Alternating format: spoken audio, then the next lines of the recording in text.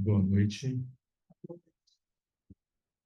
que nos abençoe o Cristo Jesus, fazendo-nos fiéis aos seus ensinamentos, ao seu Evangelho. O tema, pelo título, a gente já fica de joelho, né? Bem-aventuranças, todos nós sabemos que fazem parte do famoso Sermão do Monte.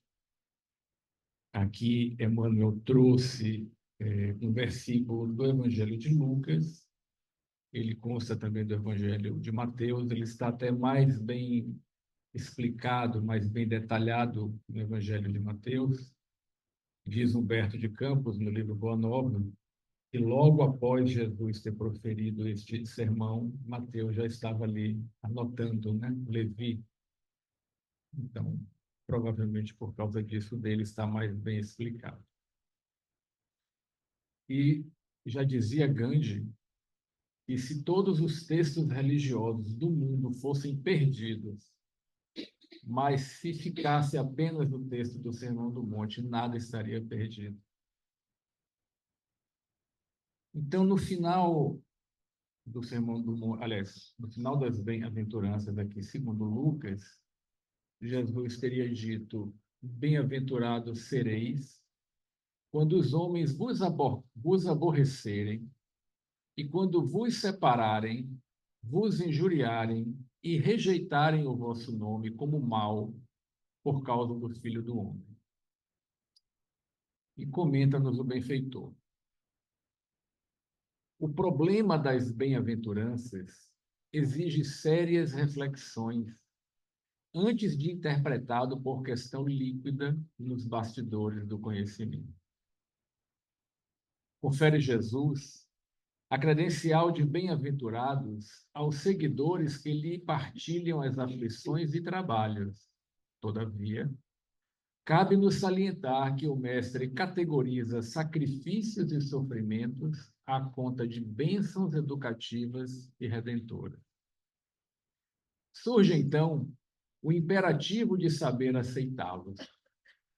Esse ou aquele homem serão bem-aventurados por haverem edificado o bem na pobreza material, por encontrarem alegria na simplicidade e na paz, por saberem guardar no coração longa e divina esperança.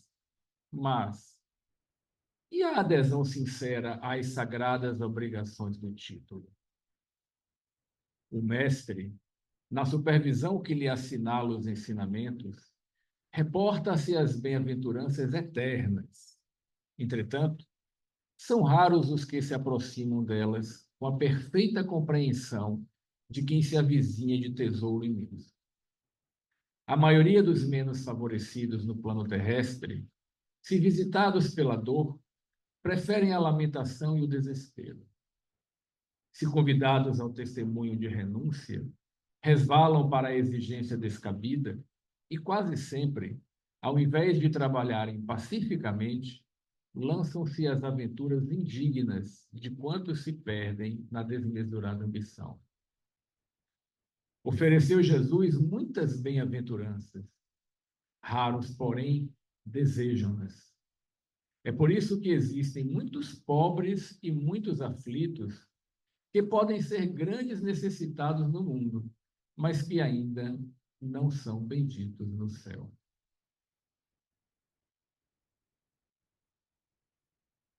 Difícil falar alguma coisa depois que a Emmanuel fala tão claro, né? Mas esse texto calou muito fundo em mim, principalmente essa primeira frase, quando ele diz que o problema das bem-aventuranças, antes de ser interpretado por questão líquida, exige sérias reflexões. Porque normalmente nós passamos meio que batidos, né, pelas bem-aventuranças. Já sabe de cor. Bem-aventurados os pobres de espírito, porque deles é o reino dos céus. Bem-aventurados os aflitos, porque serão consolados. Bem-aventurados os mansos e pacíficos, porque herdarão a terra. Bem-aventurados os que têm fome e sede de justiça, porque serão saciados. Bem-aventurados os misericordiosos, porque alcançarão misericórdia. Bem-aventurados os puros ou limpos de coração, que verão a Deus. E bem-aventurados os pacificadores, porque serão chamados filhos de Deus. Pronto. Está dito e não está. Quando Emmanuel diz que aqui está um tesouro de imenso valor, é porque nessas frases, o Cristo delineou para a gente todo um trajeto, um roteiro, uma escada, que nos conduz realmente ao outro lado de saída do ser humano. A porta de entrada ao reino comunal do ser humano é quando a gente está ali recém-saído do reino animal. E a porta de saída é quando a gente se torna espírito puro e alcança o reino de Deus, ou o reino dos céus, ou o reino celestial. Por isso que a primeira bem-aventurança é: bem-aventurados os pobres de espírito, porque deles é o reino dos céus. E pobres de espírito, ou pobres pelo espírito, ou em espírito, já dissemos aqui algumas vezes, são os humildes. É como se ele dissesse assim: bem-aventurados os humildes, porque deles é o reino dos céus. E entendendo humildes aqui, na verdadeira acepção da palavra, não aquela pessoa que é humilde, coitadinha, pobrezinha, não, não é nada disso. Aquele que é humilde entende que acima dele existe um todo superior. Aquele que é humilde é o oposto do que é orgulhoso. Então, Jesus está nos dizendo assim: o primeiro degrau que vocês, que nós, precisamos galgar para aspirar a entrar no reino dos céus é o degrau da humildade. Sem a humildade, nada vai adiante. Nenhum dos outros degraus conseguem ser galgados. Vamos ver? O próximo seria: bem-aventurados os aflitos ou os que choram, porque serão consolados. Como disse Emmanuel aqui, o reino dos céus, ou melhor, a terra, né, está cheio de pobres e aflitos, que podem ser grandes necessitados no mundo, mas que ainda não são benditos do céu. Todos que choram, todos aflitos, são bem-aventurados? São felizes? Esse bem-aventurados pode ser visto como felizes, ou pode ser visto também como avante, prossigam, né? Adiante. Se nós, quando passamos por uma aflição, não formos humildes, se nós encararmos uma aflição de maneira orgulhosa, não vamos aceitar essas aflições como bênçãos educativas e redentoras. Nós vamos querer resolver essas aflições a todo custo, doa a quem doer, farinha pouca, meu pirão primeiro. E aí eu não aceito, porque eu me sinto superior aos outros, sinto que não devo passar por aquela aflição e cometo qualquer arbitrariedade descasada da lei divina de amor ao próximo, de solidariedade, porque eu tenho que resolver o meu problema. Então não dá para encarar uma aflição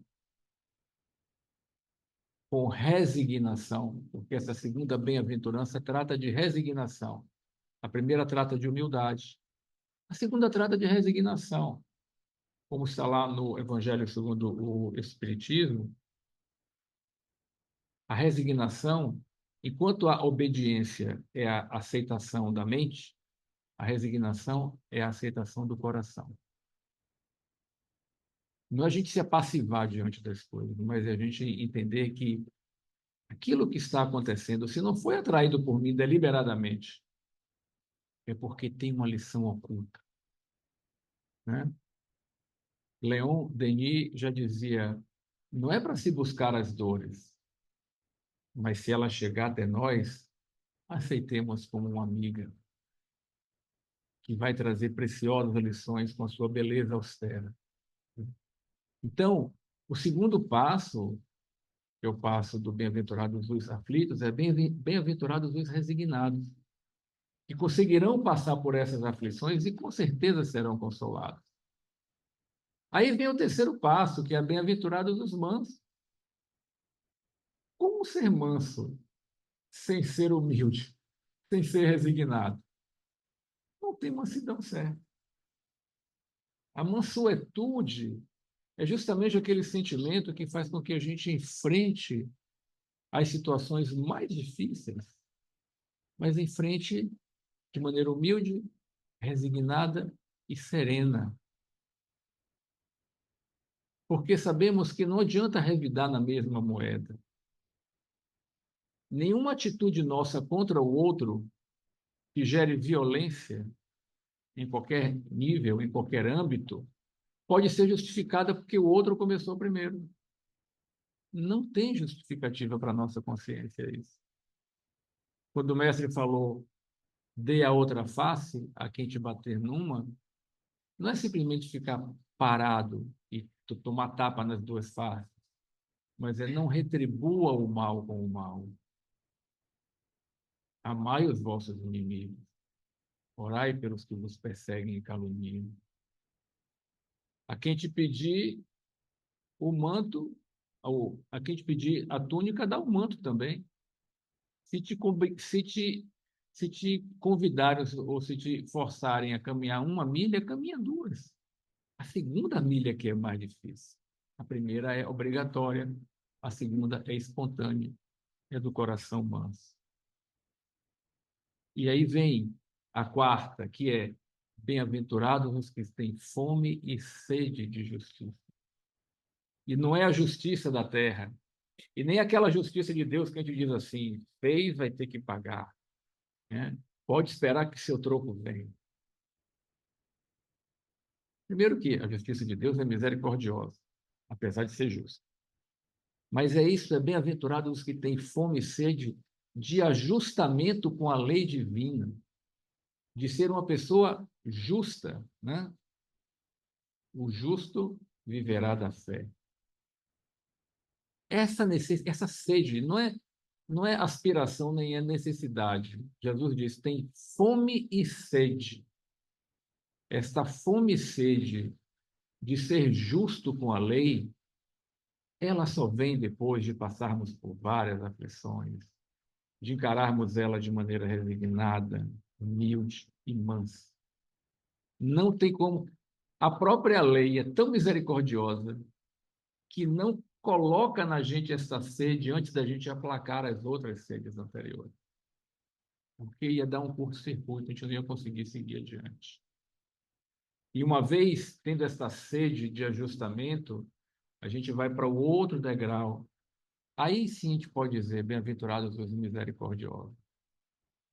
É o bom samaritano, né? Que não mede esforços. Ele é movido, diz o texto, ele é movido, ele é tomado ou tocado de compaixão. Quando este sentimento nos toca, meus irmãos e minhas irmãs, sai da frente, porque aí a gente está acompanhado do Cristo, de Deus, dos bons espíritos, e a gente vai fazer coisa boa. O Dalai Lama já diz isso, a compaixão é o sentimento que deve ser buscado, a expressão que deve ser buscada. Diante de qualquer pessoa com compaixão, é meu irmão, é minha irmã, é o meu próximo. Para chegar no próximo, que é bem-aventurados os puros ou limpos de coração. É o vinde a mim as criancinhas, porque aos que se assemelham a eles, né, a pureza de coração, enquanto ainda não fomos contaminados por um monte de coisa orgulhosa, vaidosa, egoísta. Então, e olha o que ele diz: os puros de coração verão a Deus. É fantástico isso, porque não vai ver Deus com os olhos, até porque Deus não é material, né? Mas eles verão Deus em tudo e em todos, porque tem o coração puro, mesmo naqueles mais cruéis, menos adiantados. Eles estão vendo o que está lá no fundo, a mônada divina, né? A centelha divina, apenas toda recoberta por um monte de material que tem que ser reciclado. Por isso a lei da destruição e a lei da renovação. E só então alcançar a última, que seria os pacificadores. Estes serão chamados filhos de Deus, porque alcançaram já um estado realmente de espírito puro, Cristo. Graças a Deus, a gente não precisa subir esses degraus por completo, porque senão nós ainda estaríamos no primeiro degrau. Pelo menos eu falo por mim. Não tenho toda essa humildade.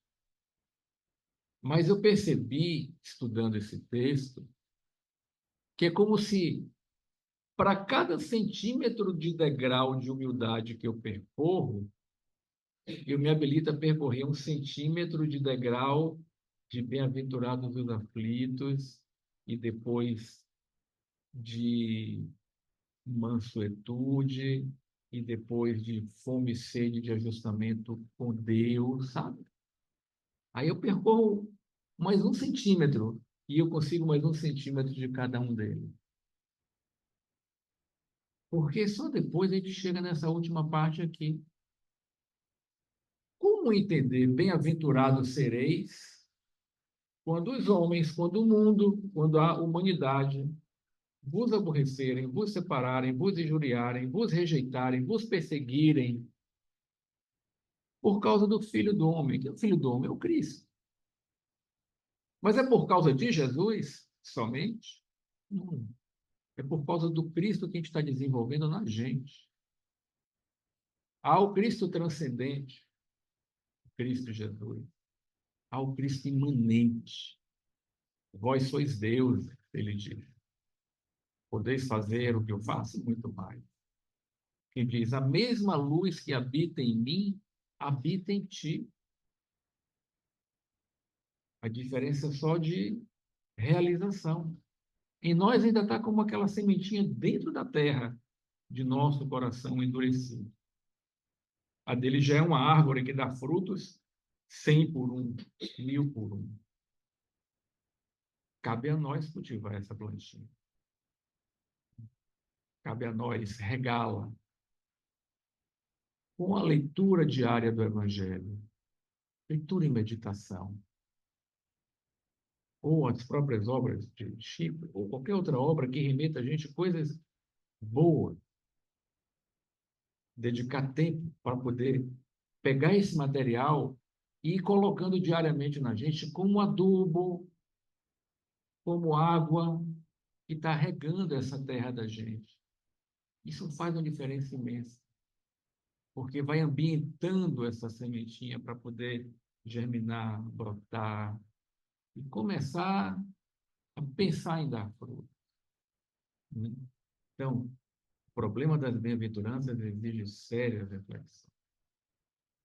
Ela não é uma questão líquida, resolvida já. Pode ser até entendido intelectualmente, como a gente falou aqui, é cognitivo, mas e o sentimento, né? O sentimento que vai justamente dar a nossa adesão sincera às sagradas obrigações do título de discípulos. Quem quiser vir após mim, já dizia o Cristo, né? Primeiro passo, negue a si mesmo, ou seja, negue a sua personalidade egoísta, orgulhosa, pequena, que se acha dona de tudo, que se acha separada de tudo e que se acha com todos os direitos mais do que os outros. Negue-se a si mesmo. Segundo, tome a sua cruz. Assuma os deveres que batem à sua porta. Não vai buscar dor. Mas os deveres que estão aí à nossa volta. Nós nascemos numa família. Nós estamos inseridos numa sociedade. Isso por si só já nos dá deveres suficientes, cruz suficiente para a gente carregar. Né? E o terceiro passo, siga. Que nos abençoe o Cristo. Que nos faça cada vez mais desejosos de seguir. Paz e bem.